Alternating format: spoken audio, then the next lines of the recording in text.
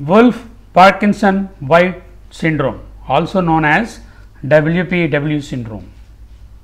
In this, the short PR interval is due to the bypass tract, also known as the Kent pathway. By bypassing the AV node, the PR interval shortens.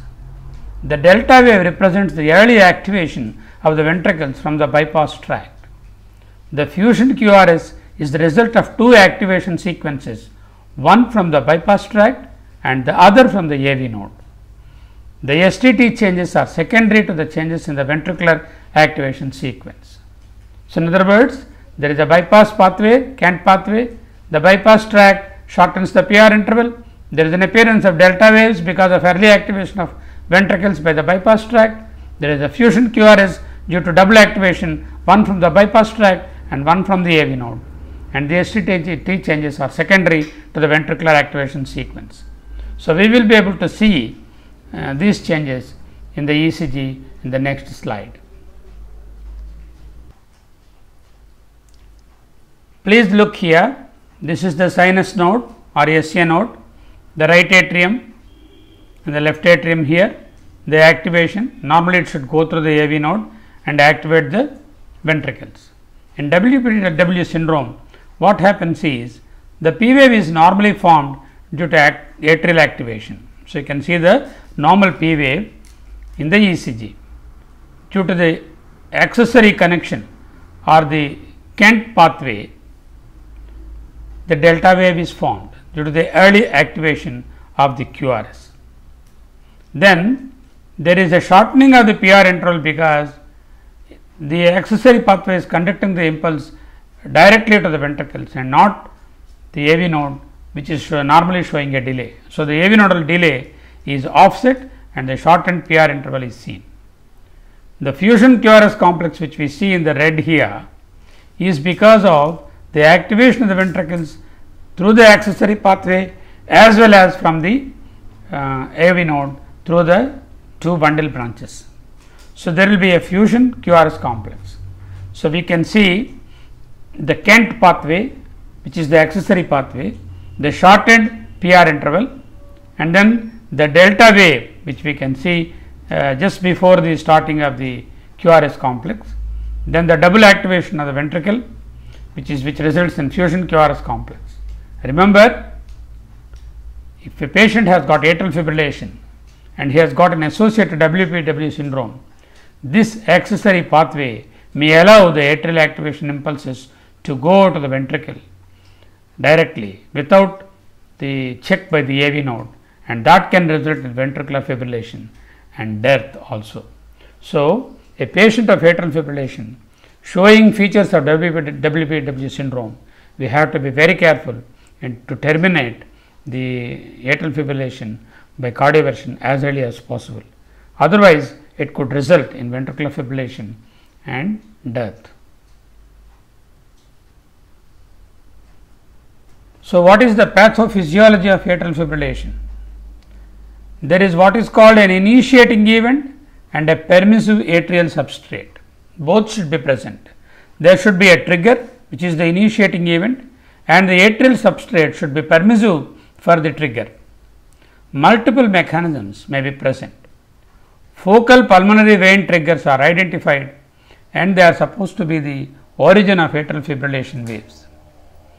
Enlarged right or left atrium can result in atrial fibrillation. In fact, the prognosis of atrial fibrillation is directly related to the size of the atria. If the left atrium is more than 4.5 centimeters, then the risk with atrial fibrillation is much higher in such a patient than a patient who has got a smaller left atrium. Left atrial enlargement and left atrial dilatation are very important findings in a case of atrial fibrillation. We cannot see this on the ECG because the P waves are not there. The only way we can assess the left or right atrium is by doing an echocardiography. Multiple wavelets theory is there. So, multiple wavelets are formed and these result in mother waves, and these mother waves result in small daughter waves, and these daughter wavelets all produce the fibrillation or quivering of the atria. Fixed or moving rotors and macro reentrant circuits are also proposed. There are what are called the drivers and the rotors. So, there are fixed rotors and moving rotors, and macro reentrant circuits are there in the atria which perpetuate the quivering or fibrillation. Automatic foci in the atria are also proposed. Sometimes catecholaminergic annexes, hemodynamic stress, atrial ischemia, atrial inflammation, metabolic stress all can contribute or trigger or activate or augment the associated atrial fibrillation. Atrial fibrillation per se is not a dangerous arrhythmia, but the mortality and morbidity of atrial fibrillation are due to the risk of thromboembolic disease and also due to the associated risk factors of atrial fibrillation. Loss of normal atrial contraction leads to stasis of blood in the atria. When there is stasis of blood, that will trigger thrombus formation or clot formation or development of thrombus in the atrial appendage. Supposing this thrombus in the atrial appendage is dislodged and that dislodged clot leads to embolic complications. From the left atrium, the thrombus can be dislodged, may enter the left ventricle, from there into the systemic circuit, may go to the brain, cause stroke or TIA, or go to any peripheral circuit and produce systemic thromboembolism. The clot in the right side can produce pulmonary embolism. Non-rheumatic heart disease, non-valvular cases, the stroke rate for atrial fibrillation is 5 to 7%.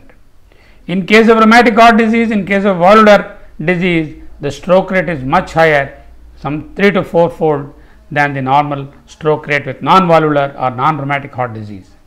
In RHD, the stroke rates are much more higher, as I told you, 5-fold or more.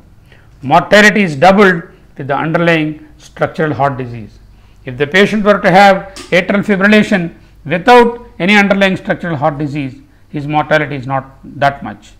Supposing there is an underlying structural heart disease, straight away the mortality will be doubled.